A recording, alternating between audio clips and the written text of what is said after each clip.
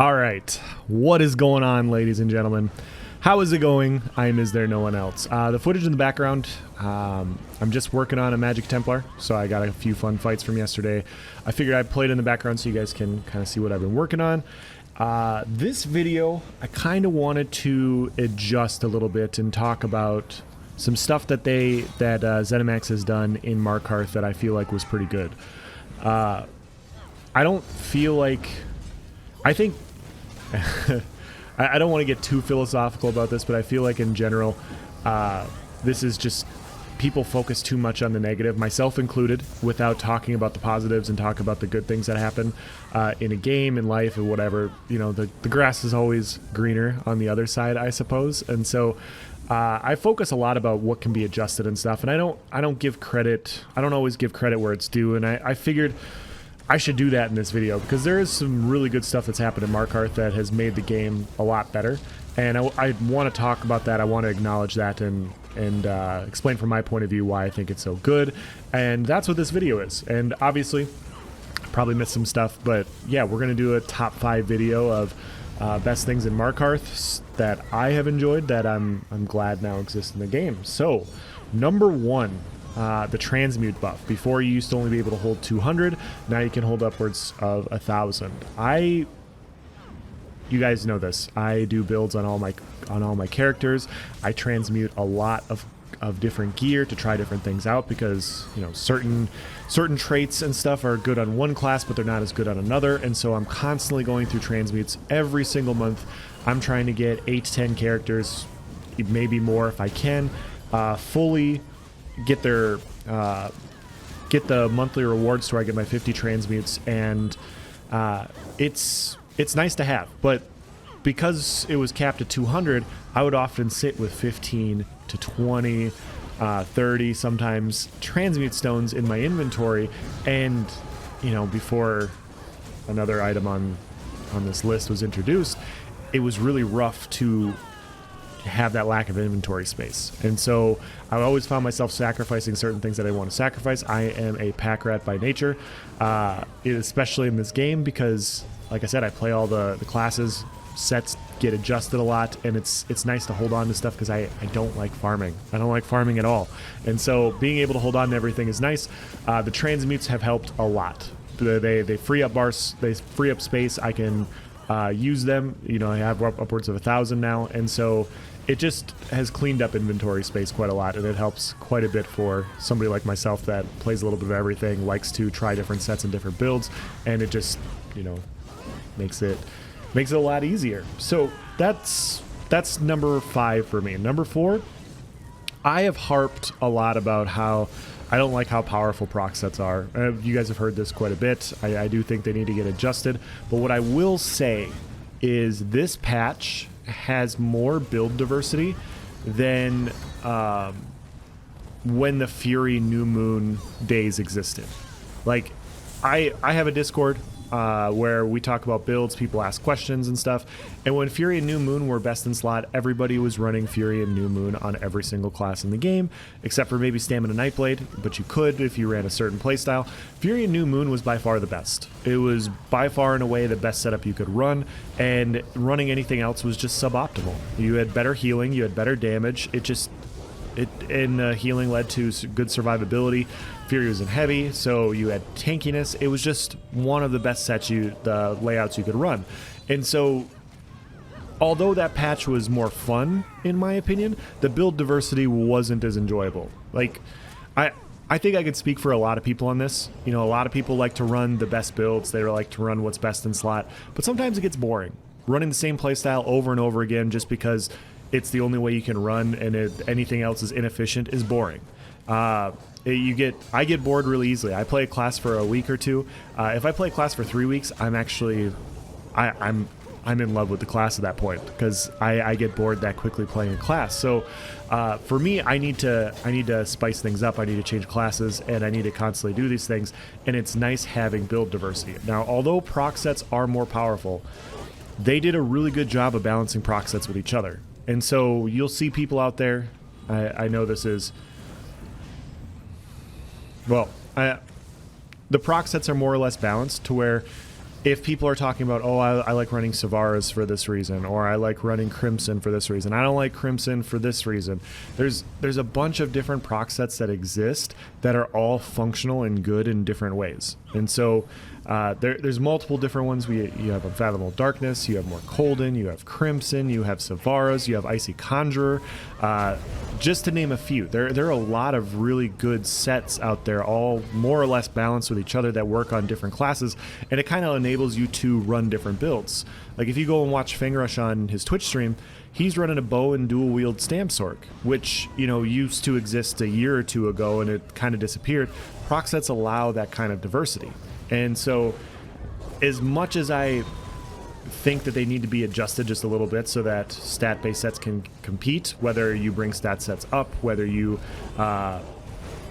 bring proc sets down a little bit or not have them affected by Malakath, I think that's all a good thing. I think having more build diversity is more fun. And that's what when I talk about build diversity in this game, I don't mean it from a competitive perspective. I'm not trying to make ESO an esport or anything like that. One of the coolest parts about ESO is the theory crafting. The theory crafting, there's so many sets out there, there's so many skill combinations, there's so many different gear combinations. It's easy to make quote unquote your own build. And so the closer you can make things competitive with each other in different ways, they're strong situationally, the more you will have people create their own builds and you'll have more unique play styles. And that's what keeps the game fun. And so if all of a sudden you're like, you know what, Fury and New Moon is a lot of fun, but I want to adjust and I want to, you know, make a slightly different setup. I want to run procs, and procs are fun and strong in their own unique way. But if I want to go back to Fury and New Moon, it's not that one's stronger than the other. They're similar. They just function differently. And I think so. When I talk about balance, that's what I'm talking about. I'm not talking about making this an esport. I'm talking about making sets and skills and abilities more in line with each other so that you expand build diversity. Because this patch, in my opinion, does have more build diversity than a lot of previous patches, which is a good thing. And so we have to acknowledge, you know, if you disagree with me, that's fine. That's just what I've noticed. Like I've seen a lot of people like, oh, what proc should I run? And people are like, you can run this. It doesn't matter. They're all good for different reasons. And that's great. That's great. And I'm here running no procs in CP, and it's not as strong, but it's close enough for my liking. I can run no procs, and it's close enough to where I'm happy in no CP or in CP. But yeah, I wish it was a little bit stronger in CP and or in no CP, and yeah, we'd be in a pretty good spot. So yeah, build diversity I think is a plus. Number 3, healing buff. I agreed at the time. If you guys go back and you watch my patch notes from 4 or 5 patches ago, I thought healing was way too strong. I thought it needed a nerf. Fury and New Moon stacked with the old healing from a year ago was so powerful because you had so much weapon damage and healing was scaled so high. It needed to get adjusted. It's not balanced to have when you're fully spec'd in Glass Cannon going like New Moon and Fury, all weapon damage, and that also makes you one of the tankier specs in the game because you're healing so good. That's not balanced either. I've talked about that quite a bit as well. I thought that the nerf was a good idea.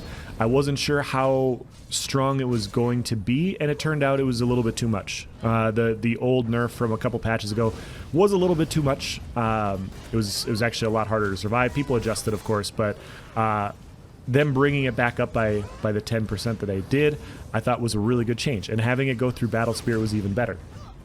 That way you keep PvE and PvP separately, which I've talked about a lot on this channel. You can make these sorts of adjustments through Battle Spirit so that PvE isn't hurt because of changes that need to happen in PvP. And this is a conversation that goes on in the forums all the time. I'm going to quick tangent here, but there's no reason we can't have PvP adjustments and have it not affect PvE and vice versa. There's no reason that should exist. There's no reason PvEers should get mad at PvPers for their favorite sets getting nerfed and vice versa. There's no reason that those sorts of things should happen because we have things such as Battle Spirit to where we can make adjustments and it can only impact certain avenues of this game. And so the healing adjustment, I thought it needed to be brought up for PvP. They brought it up. It feels a lot stronger. It feels a lot better right now. I think healing is actually in a pretty good spot. Obviously, other things need to be balanced, but healing is in a very good spot. I felt like that was a pretty good adjustment. I think they did a good job listening to the community on this. And yeah, gotta you got to acknowledge these good changes. So healing feels a lot better right now than it did last patch. So, and that healing, as well as like changes to coagulating blood, make magicka classes and even stamina classes feel a little bit better this patch. There's just a little bit more balance in that regard, in my opinion. Number 2, the major and minor, the nerfs to the major and minor buffs. I talked about this a few times. I've had a few discussions with like El Lobo and Ness ESO. We talked a lot about how the major buffs and major nerfs last year were just too strong. 30% is a lot. Some classes, basically all of their passives are major and minor buffs, and so those classes all of a sudden getting 30% buffs to healing, 30% damage mitigation, it makes them a lot stronger than other classes that don't. And so talked about that quite a bit, and basically we it's not just us, but it's just the people that I know. If other people were talking about major and minor buff nerfs at the time, I apologize. I can't name everybody, but it was something that was going around in the community quite a bit, that major and minor buffs should get an adjustment, and they did. A lot of them got adjusted from the 30% to 10, 16%, depending on what they are.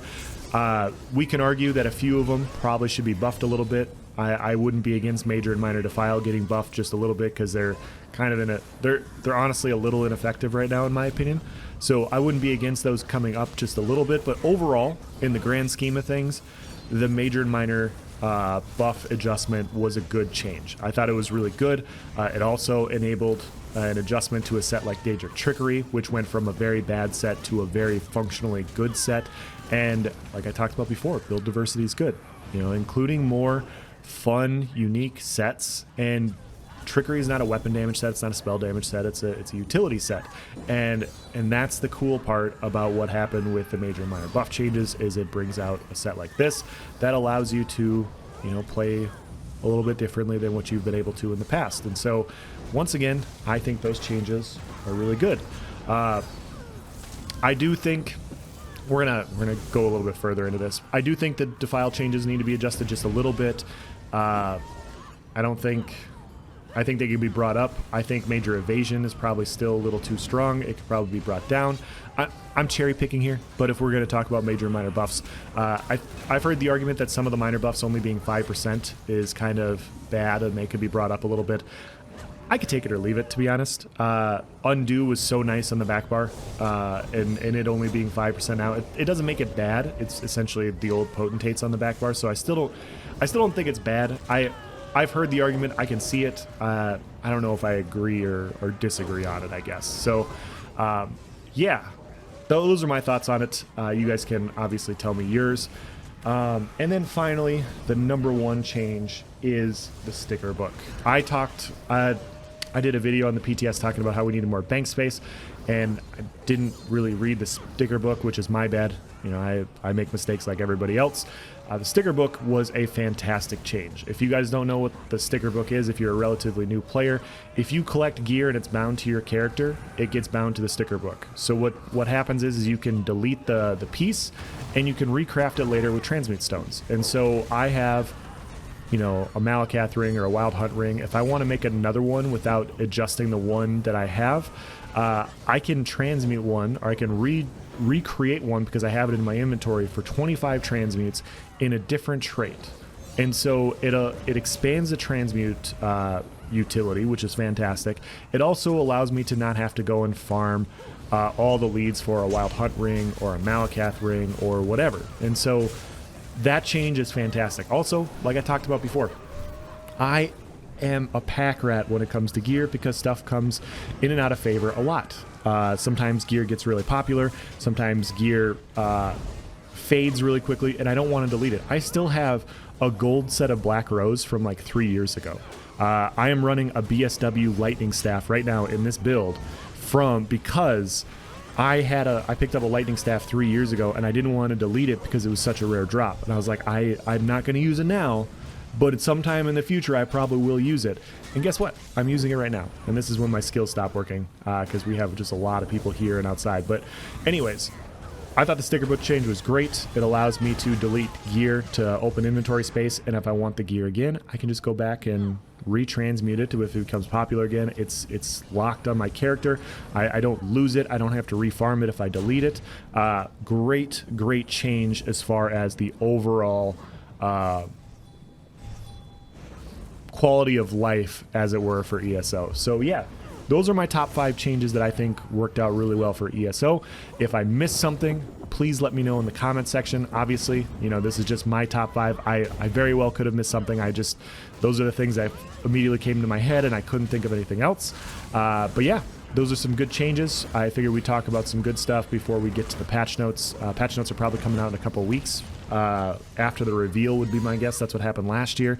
I will be eventually releasing a Magicka Templar build. I will be doing the double AP event. Also wanted to let you guys know that I will be doing a couple streams in the near future. We have the double AP event coming. If it's not super laggy, which it normally isn't, I will stream a few times for you guys. Figured it would be quite a bit of fun. I'm also closing in on 10,000 subscribers on YouTube, so I figured we'd do that as like a thank you to the community for, you know, watching and debating and getting mad at me or or whatever for all these years. It's been a lot of fun on my end. I really enjoy the community that exists on my channel. I think, yeah, I had no complaints here. So it's pretty cool that we're hitting the 10K milestone.